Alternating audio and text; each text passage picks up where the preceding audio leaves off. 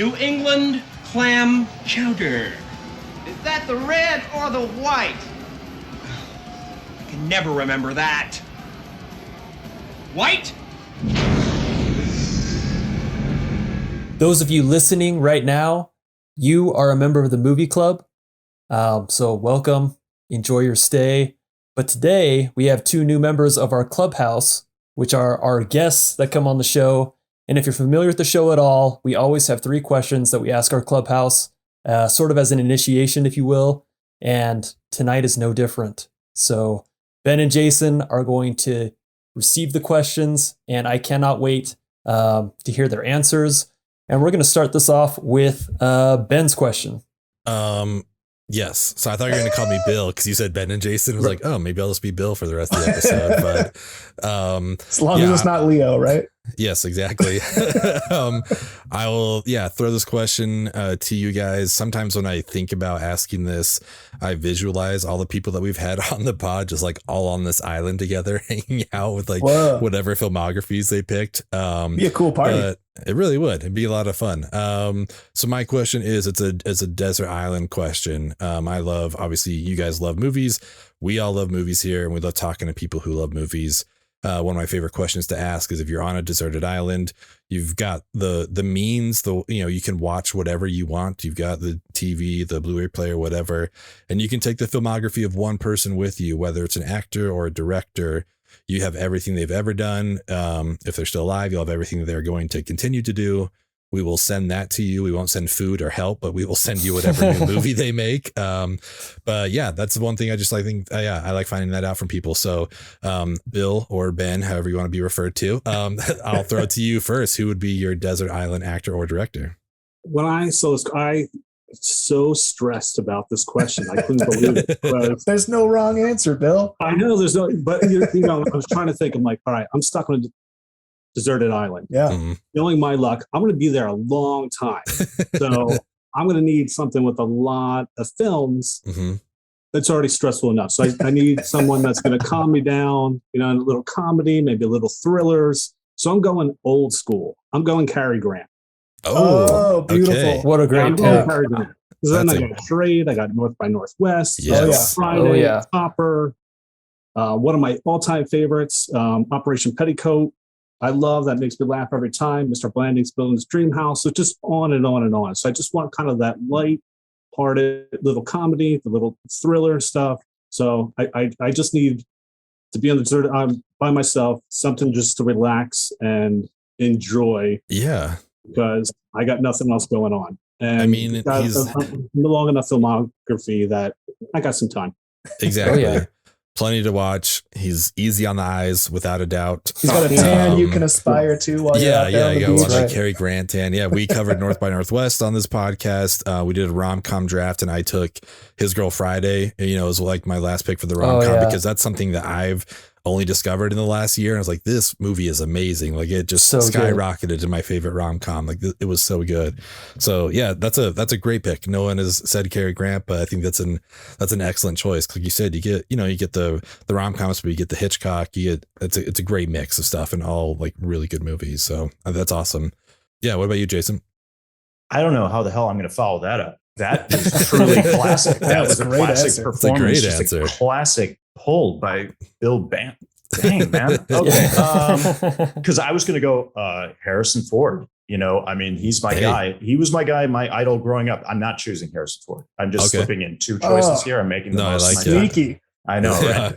I'm going to, you know what, guys? I'm going to go with John C. Reilly. Just because I think I'm going to get the best cross section of genres. Mm-hmm. When we're going from Chicago to Step Brothers to Guardians of the Galaxy to Boogie Nights, and beyond, you get a little piece of everything. And I actually enjoyed Kong Skull Island. I thought that was great. Because of him. It's a good group of boys. We're all gonna die together out here. You're a good group of boys to die with, I'll tell you that much. You shouldn't have come here. Actually, just because of him. Mm-hmm. I think he's got wonderful range. He makes every movie better that he's in. And thankfully, he's still with us and going strong. And I think, we got a lot more to see from him. So, if I were on an island, I'm gonna stick with. I mean, I love my guy Harry Ford. That's that's what I thought you were going with, Jason. To be honest, because such an influence on me when I was younger. But if I'm going to be on an island, it's got to be Well, I feel like much like Bill Murray had his like fun older years, like John C. Reilly's old fun years, I think are going to be pretty wild and entertaining because even up until now, like he's done so many different weird things, like Dr. Steve Brule or Step Brothers. Wine was invented by the Romans for orgies, and orgies are not too much fun if no one wants to do with you. But he's also done really cool stuff like Gangs of New York or whatever. Yeah, like what was it? That's Magnolia, right? That's the name of that movie. Yeah, absolutely. Like, he's done so much cool stuff, and so like when he gets real old and weird, I have a feeling it'll be keep you entertained on your island for sure. You also get that Will Ferrell, Bing Crosby, David Bowie bit that they did. That's right. Yeah. No, I think it's a great pick. And I really like the Kong movie too. And I loved his jacket having a little nod to Steve Brule, like the For Your Health on the back. I thought that was awesome. There's actually a movie of his that I am like trying to figure out how to work onto the show because I haven't seen it yet and I really want to. And it's the Stan and Ollie movie, the Laurel and Hardy biopic, because I love those guys. I love John C. Reilly. And I'm like, I really want to see that. So somehow I want to make sure we talk about it on this pod. But man, that's another solid pick. That is actually the next movie on my Netflix list. I still get the DVDs. Is it really? Oh, really? Oh, that's awesome. Yeah, I still get the DVDs because it's a better selection. And Stan Ali is actually the next one on my list. That's so cool. I've actually never seen that film. Same. And so I need to see it as well. All right. Well, you guys are booked for the episode. Whenever we talk about it, you'll come back on. We'll talk about Stan and Ollie. Done. Well, you just ruined the joke I was going to make. I was going to say that I was going to vehemently oppose and make sure that we never watch that on the podcast. But then that's so rude to our lovely guests. I can't do that. I really like that question for a lot of the reasons that Bill was talking about, because, well, actually, both of you talked about it, that you don't always necessarily pick your favorite thing for that answer. You sort of have to find like a compromise. And I find myself, whenever I'm watching anything I like, I try to like, what actor could I put in this that will branch out and give me the best range of stuff for my desert island? Because it's a really fun exercise to do as you're watching stuff. Speaking of watching stuff, I'm personally really excited. We talked about it before we started recording. Shang-Chi's coming out this weekend. Super excited to get in and see that. And I have a feeling there's going to be like a cool buzz. Opening premieres always have a fun buzz, especially something with some excitement and some hype to it, like another Marvel movie.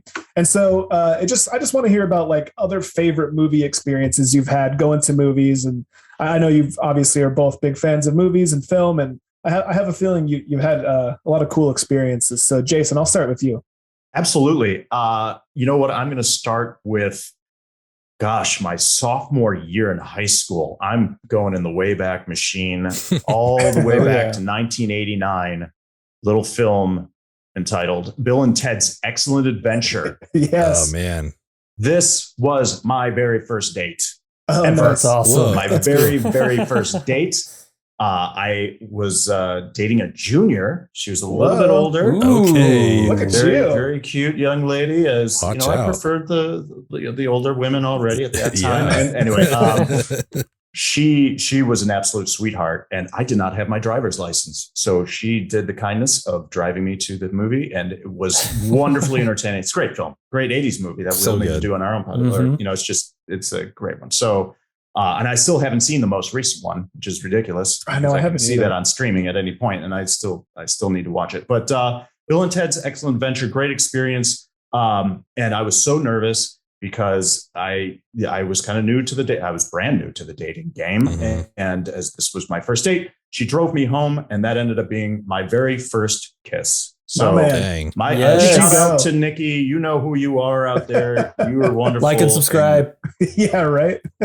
Darling Nikki, this one's for you. So if she's seen Purple Rain, she might not like that comment. Yeah, that's true. Yeah. Takes a whole different meaning. So that was a wonderful experience. But I'm going to give a shout out to my dad, to whom over the years I've shared many a wonderful movie going experience.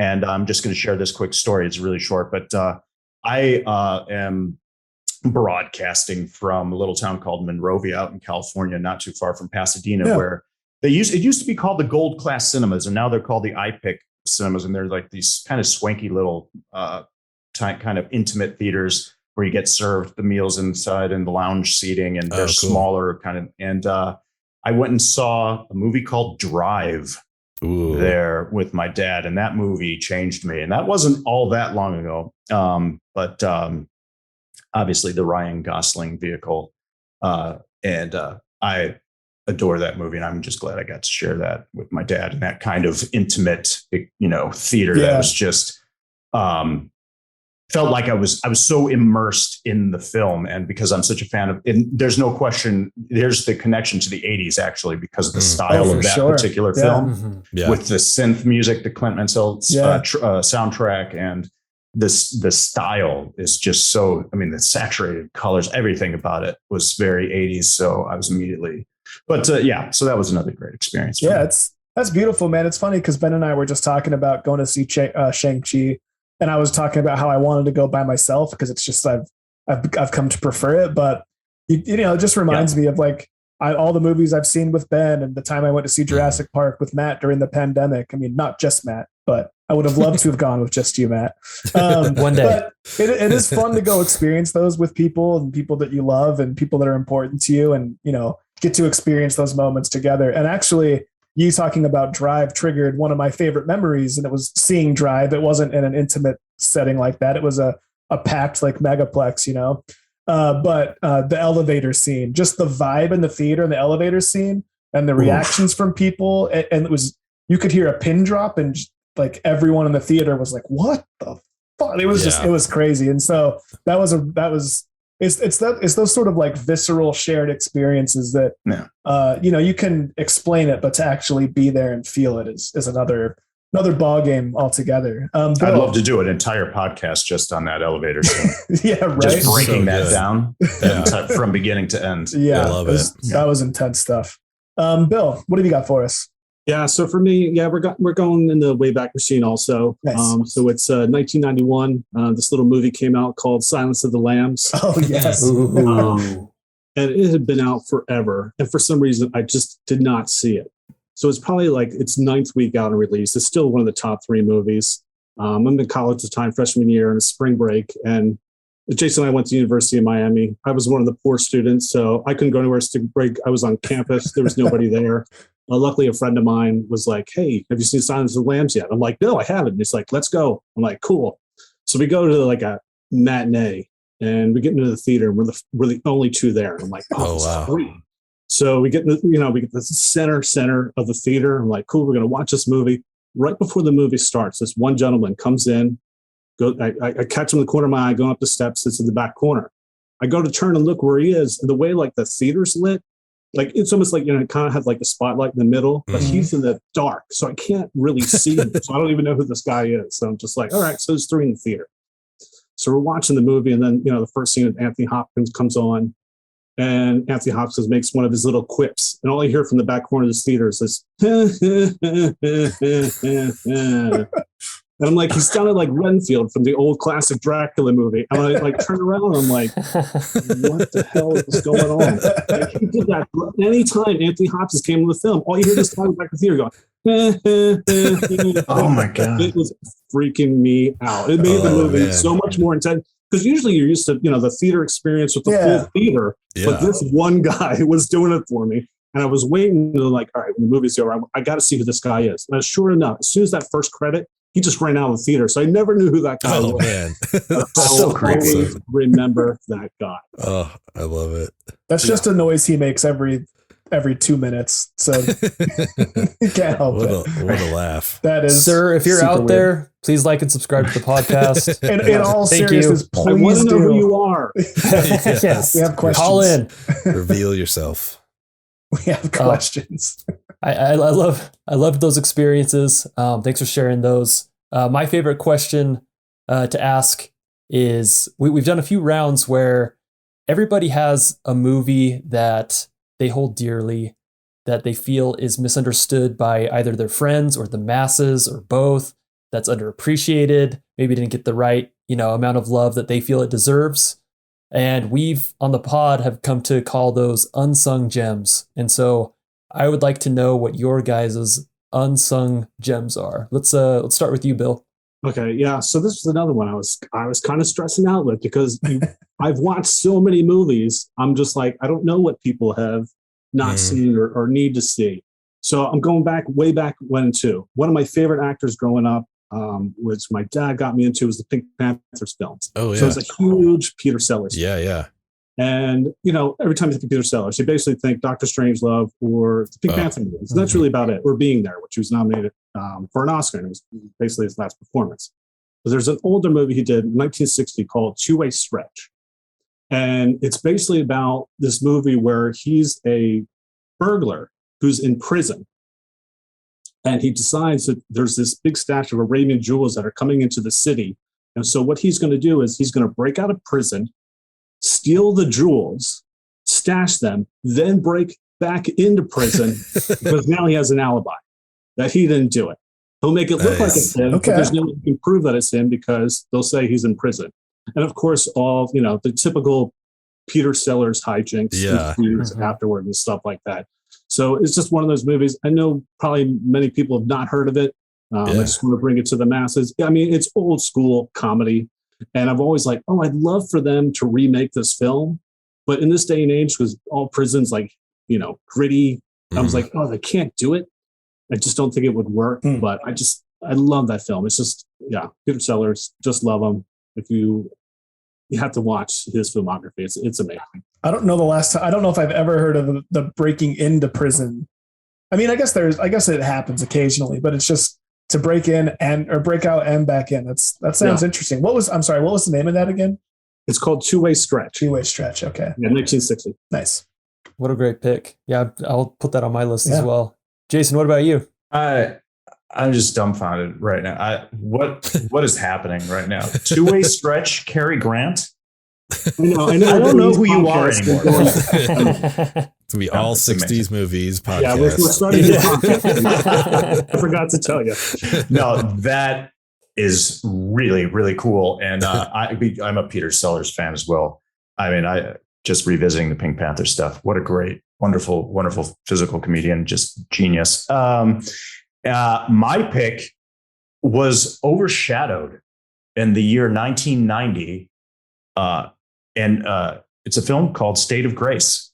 And it was overshadowed by Goodfellas for good reason, because Goodfellas is a treasure. But State of Grace stars Sean Penn, John Turturro, Ed Harris, Robin Wright, and Gary Oldman. Wow. Murderers Row. It is outstanding. Directed by Philip Genoux.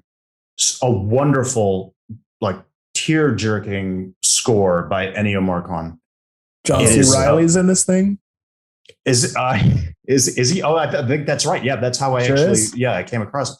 I have watched this film so many times. It's a film about the Irish mob, Hell's Kitchen, and you have Sean Penn in the lead role, who grew up there but then left and became an undercover cop, and unfortunately has to infiltrate the very mob that he's practically related to, because he grew up with a lot of these people, and he has to bring him down. And John Turturro plays his kind of handler, but he's an undercover cop posing as an Irish gangster alongside this family of mobsters, which is Ed Harris and his younger brother is Gary Oldman, and his sister is Robin Wright, whom Sean Penn used to have a relationship with back in the day. So it's a pretty complicated situation for Sean Penn.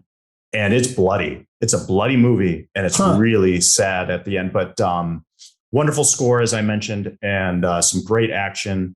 And one of the great things, I love films that actually say the title of the film in the movie. So Sean Penn has a wonderful monologue when and spoiler alert for anyone who hasn't seen the film, but he reveals to Robin Wright that he's a cop. And it's a gut-wrenching scene. He's sitting on the edge of a bend, and he actually says "State of Grace" in the monologue. It's a great monologue, but that's my unsung gem, because it's not mentioned in popular culture. I mean, it's just not a film you hear anyone discussing at the water cooler. I've never heard of it. It looks awesome. And the director did a ton of like really cool music videos. That seems to be the most of what he's done. It's kind of strange. Like he did this movie that by all accounts is amazing. And then he did a bunch of Tom Petty videos and YouTube videos. It's very interesting weird, guy. strange, eclectic, kind of thing. But State of Grace. Check it out if you haven't. For sure. I like when I've seen the movies that people bring up, but I love when I haven't heard of either of the movies. Yeah. And I get to put them on and check them out and hopefully report back to you guys about how good the movies are. Now, segueing, thank you guys for answering those questions. They will be cut into their own small clip for the rest of the community to kind of hear those as well.